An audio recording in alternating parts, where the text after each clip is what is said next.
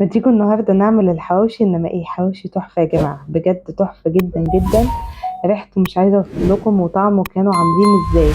اكله سريعه كده، لما نحب نعمل اكله حلوه وسريعه نعمل الحواوشي على طول.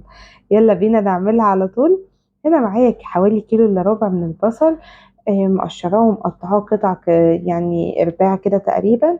هنحطه بقى مع بعض في الكبه، ونضربه في الكبه لحد ما يكون فرمه ناعمه. يعني احنا مش عايزينه مفروم خشن خالص، لا عايزين مفرومه ناعم عشان ما يكونش باين معايا في قلب اللحمه.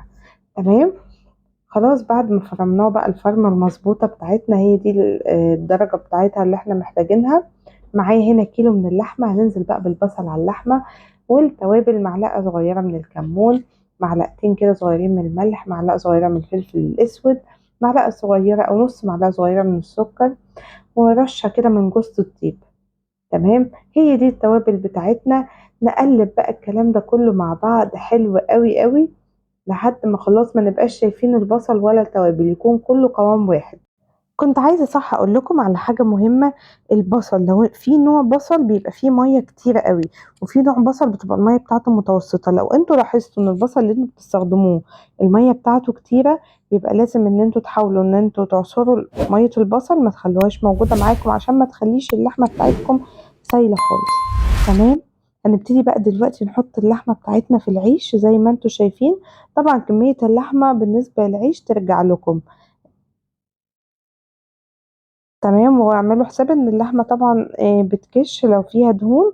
فيعني ابقوا زودوا اللحمة شوية عشان اعملوا حساب ان هي ممكن تكش. انا هنا عملت حاجة جديدة اول مرة ان انا اعملها، ان انا قطعت كده سلايس بصل وطماطم وفلفل على وش الرغيف بتاعي. بس بجد كانت تجربة حلوة قوي، جربوها تعجبكم قوي، طعمها كده مختلف. تمام. انا هنا جبت بقى الصاجة بتاعتي الكبيرة اللي احنا هنسوي عليها. احنا قلنا بقى عايزين نعمل حوشي سريع.